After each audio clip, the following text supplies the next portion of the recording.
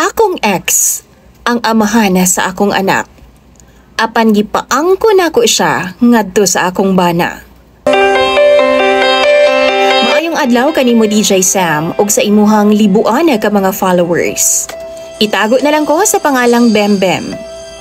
15 anyos ko kaniadto ug nakauyab na ko DJ Sam. Nganlan na lang nato siya og Jay. Si Jay DJ Sam una na kong uyab ug siya gyud ang nakabuak nako. Nagpadayon ang among relasyon hangtod nga nag-edad kog 17 anyos. Ug sulod sa among relasyon, doon ako'y mga nasakpan nga lain-lain nga mga babae ni Jay DJ Sam. Pero wa ko makipagbulag niya. Kay ako man pirmi ang iyang ginapili nga makauban og todo effort pud siya sa ako DJ Sam. One day, na ako'y kaila ug nanguyab siya nako. Pero syempre, wa na ko gisugot kay naa naman ko'y Jay. Siya si Maki, DJ Sam. Buutan, way bisyo, ug responsable kaayo siya nga tao. Sa dugay nga nanguyab si Maki nako, nahulog jud ang akong buot niya. Fast forward, nasakpan na pud nako si Jay nga naa na puy uyab nga lain. Syempre nasakitan ko pag-ayo DJ Sam. Sa akong kalagot, gisugot nako si Maki. Isip balos na lang pud unta kay Jay. Ug milabay ang usa ka buwan, wa na mi klaro ni Jay ug malipayon mi ni Maki. Then one day, na-discover nako nga buntis ko DJ Sam. Gi-analyze jud nako pag-ayo. Ug na-confirm gyud nako nga si Jay gyud ang amahan base na usab sa inadlaw nga ulahimi nga ga-sex ni Jay. Gipahibalo nako kay Jay ang sitwasyon apan nitalikod siya DJ Sam. Ug wa ko kahibaw kung unsay rason niya. Ug tungod ni adto gipaangko nako ni Maki ang akong gibuntis DJ Sam ug nagpakasal ming duha. Sa karon 17 anyos na ang bata DJ Sam. Kalit lang nga nagpakita si Jay.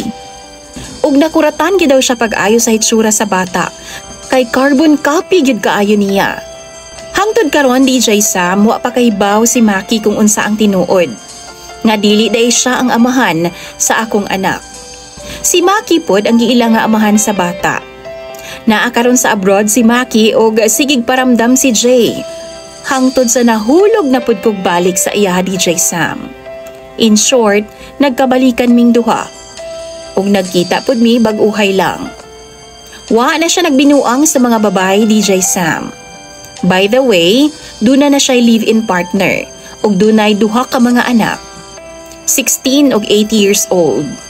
Nangutan ako nga nung wa man niya pakasti ang iyang live-in partner. Pero ang tubag niya sa ako DJ Sam, naa daw siya ginahulat nga tao.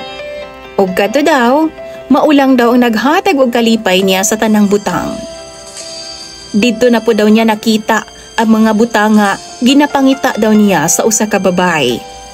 Ug way lain kundi ako DJ Sam. Sa karon nagtago-tago ming duha ni Jay tungod kay kahibaw kong bawal ang among relasyon apan nalipay mi maskin kahibaw ming sayop ang among gibuhat. Maunang tambagi daw ko ninyo DJ Sam o sa imuhang mga followers unsa bay angay na kong buhaton. Gusto na akong bulagan ang akong bana o mag-ipon na lang ming duha ni Jay. Pero nagsabot mi na after 7 years pa, kay gagmay palagi daw ang iyang mga anak. Tama ba ni DJ Sam? Palihog tambagi daw ko ninyo kay ako ng pangbasahon sa comment section. Imong follower, Bembem.